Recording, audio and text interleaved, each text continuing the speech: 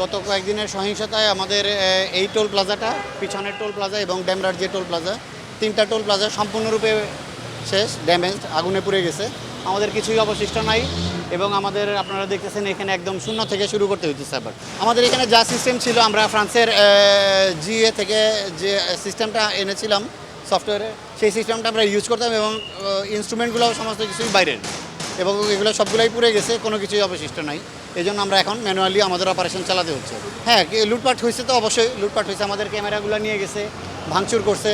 তারপর কিছু এখানে ডিটিও ছিল, অনেক ইনস্ট্রুমেন্ট ছিল, এগুলো সমস্ত কিছুই তারা নিয়ে গেছে এবং এগুলো যেগুলো নিতে পারে নাই সেগুলো আগুন দিয়ে পরে চলে গেছে। আমি তো ভাই আজকে আসছি এখানে নতুন, আমি এই রেলিংগুলো লাগানোর জন্য আসছি। এগুলো ভাঙ্গা ফেলাইছিল, এগুলো আমরা লাগাচ্ছি এখন।